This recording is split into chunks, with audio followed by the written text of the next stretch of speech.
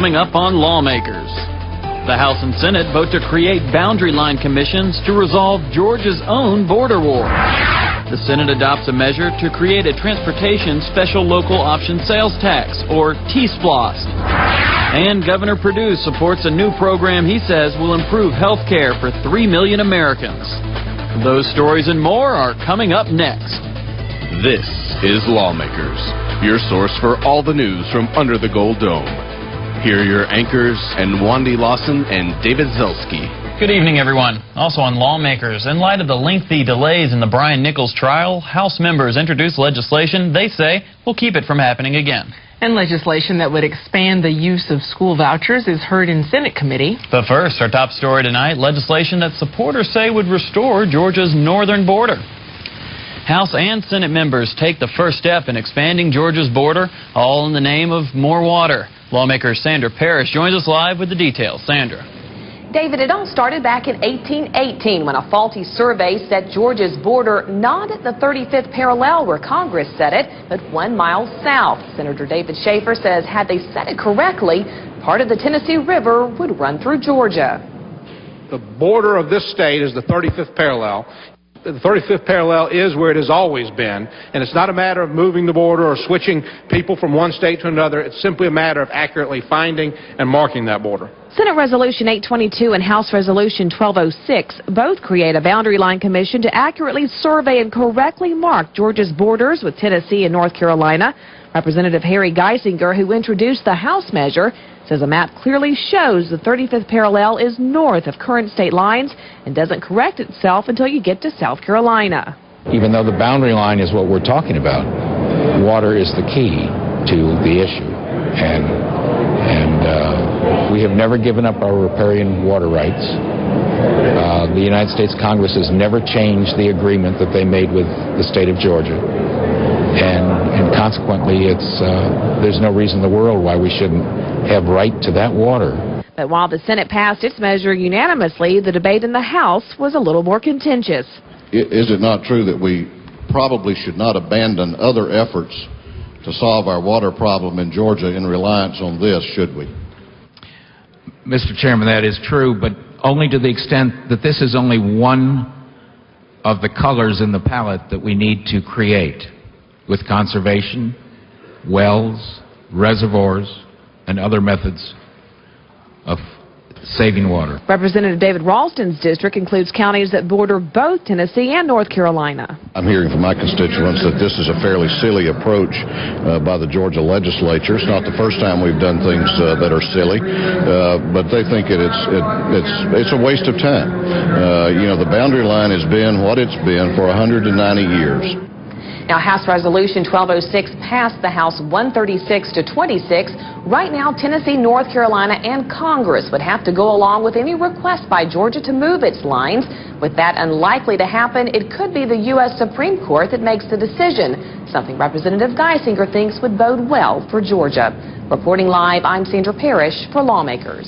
All right, thank you very much, Sandra. And along with that border dispute, transportation took center stage in the Senate this afternoon. Transportation Committee Chairman Jeff Mullis sponsors S.R. 845, which gives voters the choice to adopt a local sales tax in their county to go towards local transportation projects. Senator Mullis, followed by Democratic Senator Doug Stoner, explained the resolution as amended. The boundaries of the counties wishing to participate in this special fund will form single regional transportation special districts, perhaps. The tax may be approved by voters in the regional transportation special district that may be created. The sunset provision will be decided on according to those who put it on the referendum by whatever district they create, which could be as small as a county currently or as big as a region. This tax also exempts for the sale or use of food, beverages that are currently exempt. It also exempts the sales and use of energy used in the manufacturing or production of goods in this state. In the bill, 10% of the money that's raised is dedicated toward transit. And what this will clarify is that 10% shall be spent within either the county or the region that money is raised. So again, that 10% is dedicated toward transit, but will be spent in either in that county or that region that money is raised. And that's what this amendment does. Now, this T-SPLOST resolution is one of Lieutenant Governor Casey Cagle's key initiatives. SR 845 now heads over to the House. 3 House members charged with looking into lengthy delays regarding the Brian Nichols case have introduced legislation aimed at addressing those concerns. Representative Barry Fleming says House Bill 1252 would prohibit senior judges from presiding over death penalty cases because they are no longer elected. In our opinion, there's a reason why the Georgia Constitution calls for the election of judges. We think the vast majority of judges in Georgia do a good job, and they're very responsive to the public that they serve. So part of the change that you will see is that in the future we hope never to have again a death penalty case tried by a non-elected judge. Besides approving the creation of Boundary Line Commission, unfortunately, we don't have the introduction for the next cut there. Representative Barry Fleming also talked with Sandra Parrish about some of the other issues that were concerning the Brian Nichols case. What we've taken is the amount that would normally be spent on a death penalty case based upon historic data and said that the first portion, approximately $150,000 of that, would be paid for by the state. The next $100,000 up to $200,000 would be paid for a percentage by the state, 75%, and 25% by the county in which the case is tried. And then after you get above $250,000, it would be a 50-50 split.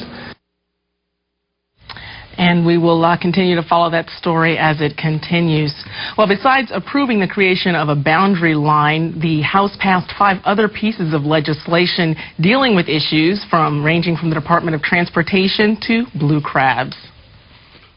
It gives us a complete report of the bridges, the maintenance, the safety of these bridges. HB 1123 requires the DOT Commissioner to annually report equipment disposal and road and bridge maintenance to the General Assembly. HB 1026 combines the DOT public and utility company notification periods for changes to utility facilities into a single 45-day window.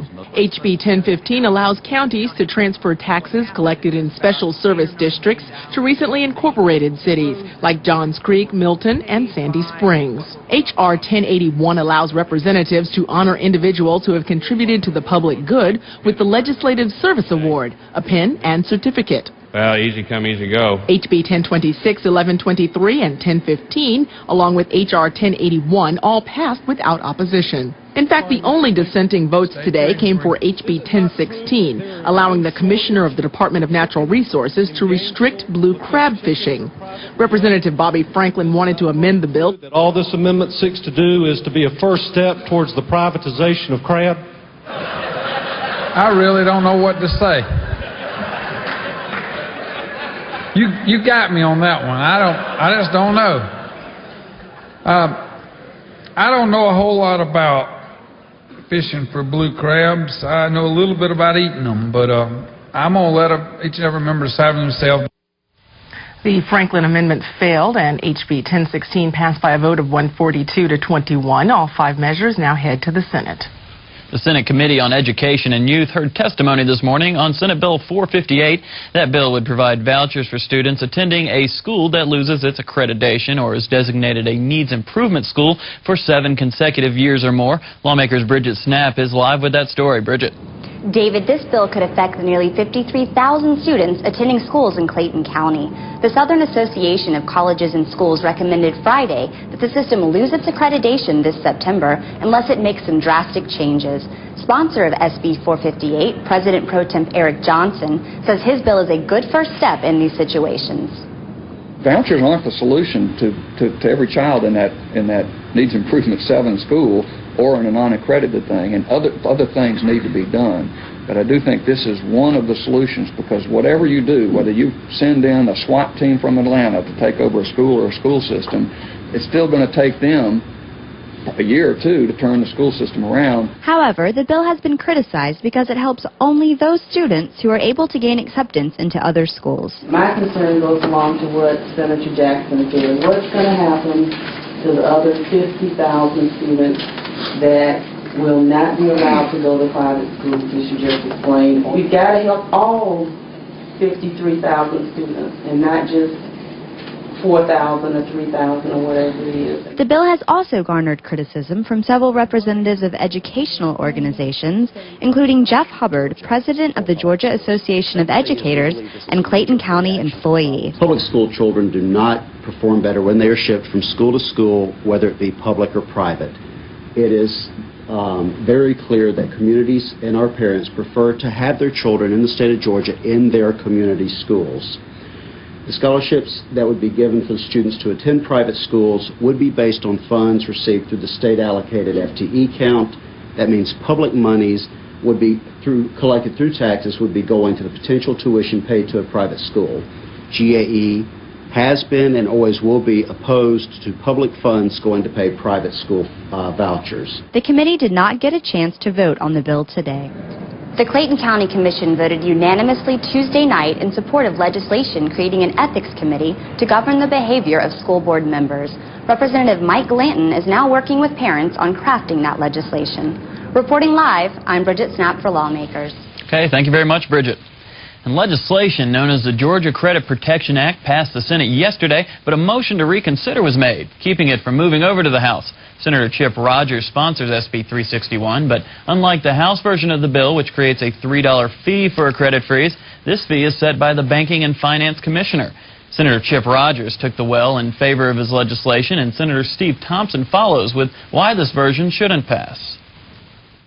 On your desk yesterday was placed a handout by the AARP. This is what, obviously, I can only assume, since it's on their letterhead, they said they wanted.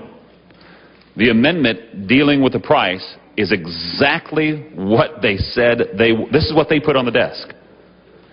We made it free for all seniors. Free.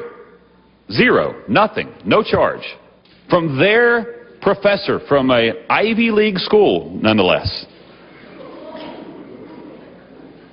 Said that using the best data available, I have estimated the true cost of freezing or thawing credit to be under $1.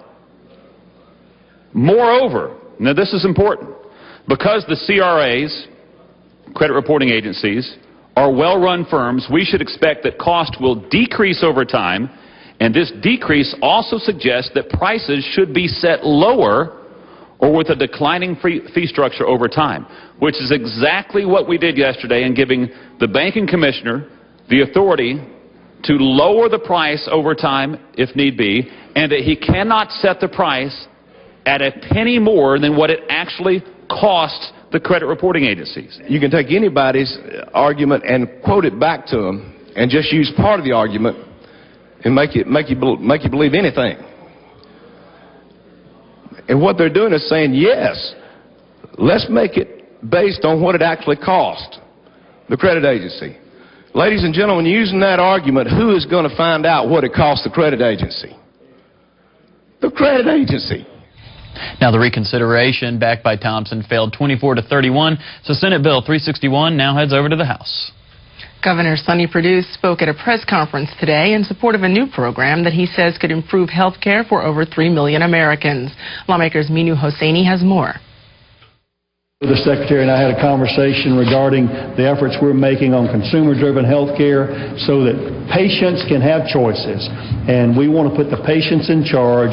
We want to make the physicians have access to the records that will allow them to make those good decisions and then see the result of the quality of decisions that they make. The U.S. Department of Health and Human Services Electronic Health Demonstration Project consists of connecting physicians and patients through the Internet. A representative for HHS said that participants in the demonstration can email their physician, log their prescription medication online, and save time at the doctor's office by not filling out the same forms over and over again. Our objective here is to make health care lower cost, better quality, and less hassle. We ought to have an electronic record that we can move from place to place. These are just logical things that can be done in the information agent, but they require electronic medical records. So we're crafting a system of electronic medical records, of quality measurement, of price comparisons, so that people can have better health, better quality at lower costs. Starting today and through mid-May, physicians' practices and community leaders can apply to participate in this project. Reporting for Lawmakers, I'm Minu Hosseini. Well, today is Legislative Day 20. Here's a look at the status of major legislation as we complete the traditional halfway point in the legislative session. The budgets are the only constitutionally required pieces of legislation. The House adopted the supplemental budget earlier this session. House Bill 989 has passed Senate committee and is expected on the Senate floor tomorrow. Now, big budget HB 990 has yet to make it to the House floor. It is currently in the House Appropriations Committee. Tax issues have been in the forefront this session. 2 ad valorem tax freeze resolutions passed the Senate last week. They also passed Governor Perdue's $250,000 tax cut with Senate Resolution 859.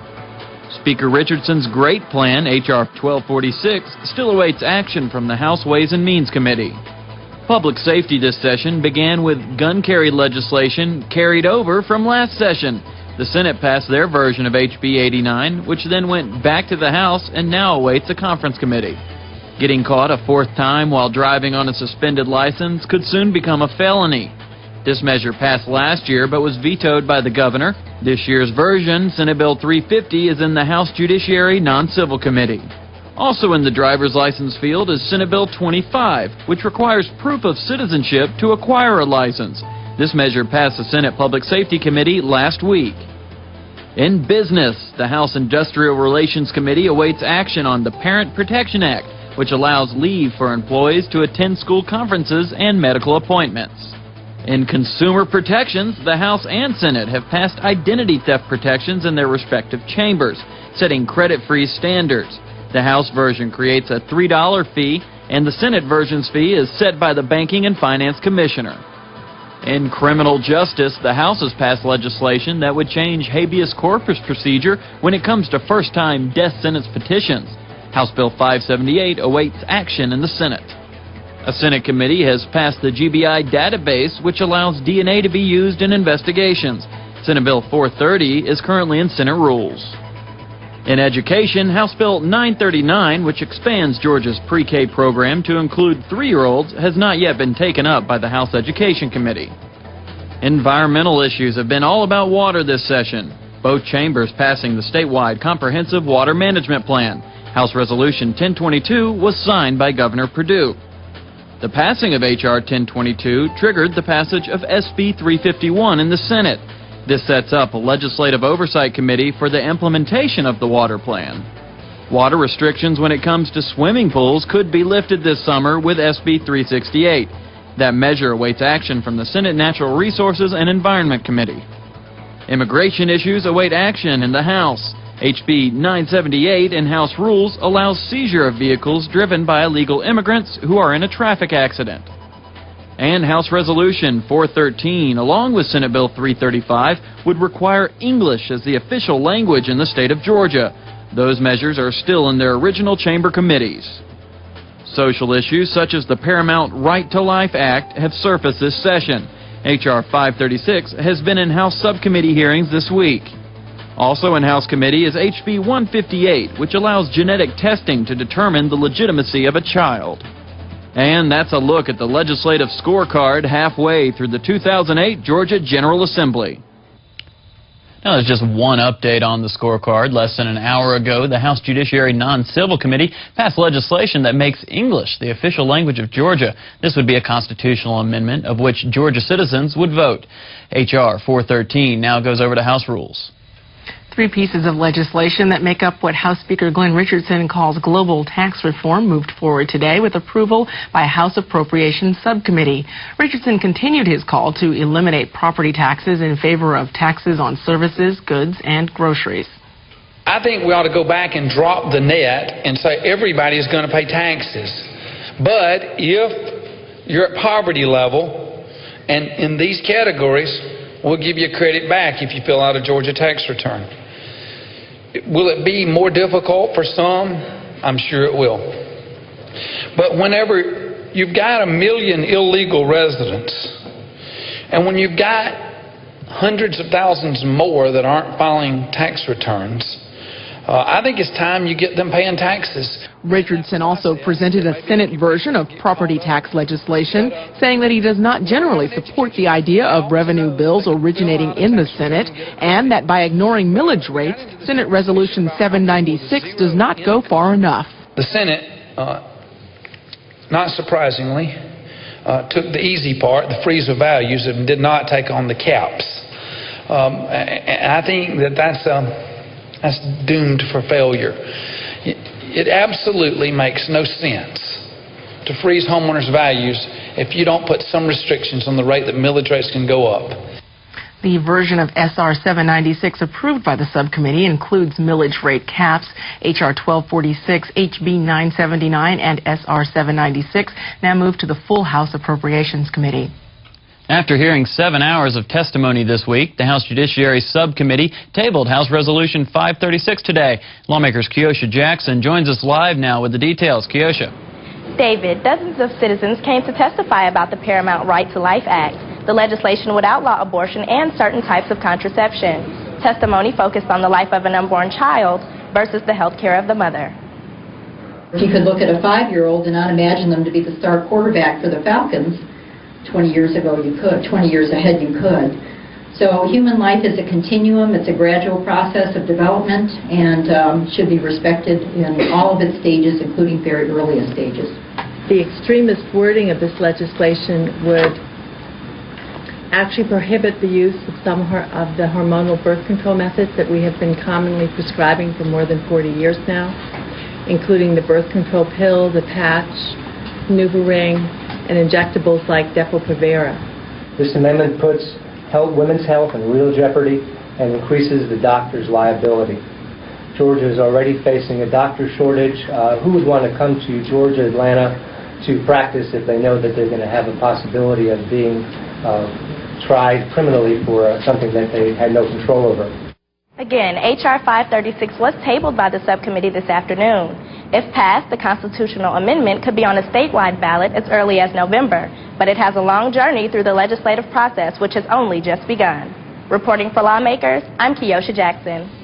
Thanks so much, Keosha. In other news, the House Education Subcommittee today approved the creation of a commission to study Georgia's pre-K program, but postponed action on House Bill 939. That bill would extend Georgia's pre-K program to 3-year-olds. The bill would entitle families to take advantage of optional education for 3-year-olds. However, the bill provides no funding for the new program.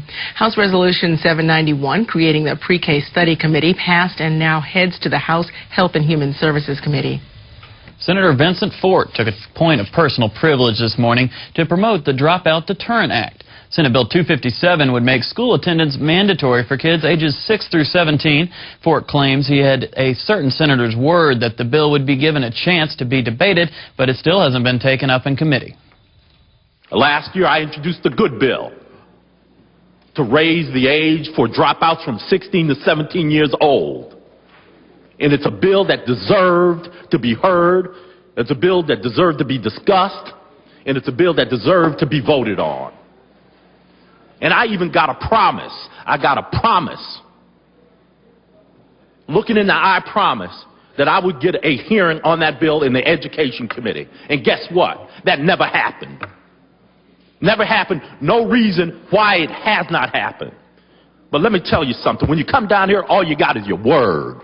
All you got is that people believe in your word.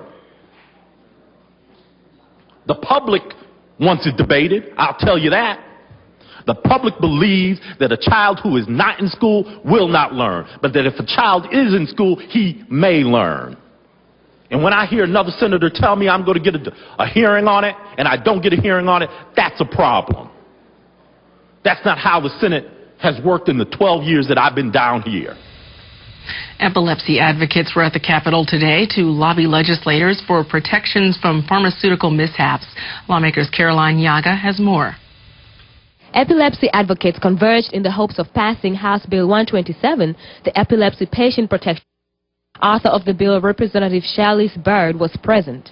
It passed out of the Health and Human Services Committee, and it was then stuck in rules because there was so much misinformation, and hopefully this year it will then pass and be sent to the governor's office. I very strongly support Senate Bill 127. It's essential that it pass. Epilepsy is not a disease, it is a disorder. A disorder that Bill Draper has lived with for 35 years. The only times in my life that I've actually had when I've been taking off that medication, and I've actually been on a different one. 3 times they've switched my medications, and twice I didn't realize and I took the new medication. So I've had... Senator John Douglas introduced the resolution for Epilepsy Awareness Day in the Senate. We're just trying to protect the patient so that once they found the medicine that controls their seizures, that it's not changed on a and causing breakthrough seizures.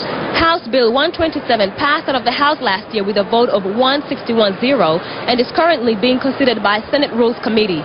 Reporting for Lawmakers, I'm Caroline Yaga. We want to apologize for those audio dropouts. In other news, it was Crime Victim Advocacy Day at the Capitol. Advocates met with legislators to discuss the needs of and services for the victims of crime in Georgia. Lawmakers Kyle Hood has story. Today, crime victim advocates were recognized in the House of Representatives. Representative David Ralston sponsored a resolution recognizing the advocates. We passed in 1995 the Crime Victims Bill of Rights here in Georgia, which was a good piece of legislation. One of the things it did was create victim witness advocate offices in district attorneys' offices around the state to work with the victims of crime, to keep them informed of the process, to advocate for them on restitution and scheduling issues and all sorts of things. And today we're honoring the people who do that work as victim witness advocates. Following the presentation in the House, the advocates gathered at a press conference outside the Capitol. Well, we're here today primarily to recognize our victim advocates and for the legislature to be made more aware of the work that our victim advocates do. The 1995 Crime Victim Bill of Rights sets forth certain statutory requirements in the district attorneys and solicitor general's offices to provide crime victims with information regarding their rights. The advocates say they hope their presence increases awareness for their cause. Reporting for Lawmakers, I'm Kyle Hood. Coming up tomorrow on Lawmakers, House appropriation leaders are expected to discuss budget priorities for FY 2009, and Senators Robert Brown and Nan Orrock introduced the Georgia Medical Privacy Act. We'll have those stories and all the latest Capitol news tomorrow night on Lawmakers. And if you have missed any part of this Lawmakers broadcast, tune in tomorrow when Lawmakers repeats at 5:30 a.m. You can also keep up with all of the action under the Gold Dome daily on your local GPB radio station during Morning Edition, All Things Considered, and evenings at 6 p.m. on Georgia Gazette. And there has been an adjournment resolution. Yes, the Senate both passed now. Yeah, we're actually going to be off this Monday and be in Tuesday, Wednesday, Thursday, and Friday, and off the following Monday. That's true. And House Majority Leader Jerry Keene said that he expects to wrap up the supplemental budget next Monday in that conference committee with the Senate. And so we will stay tuned for that. And right now we want you to stay tuned for Secrets of New York coming up next here on GPB. That's our broadcast for this, the 20th Legislative Day of 2008. I'm Wendy Lawson. And I'm David Zelsky. Have a great evening.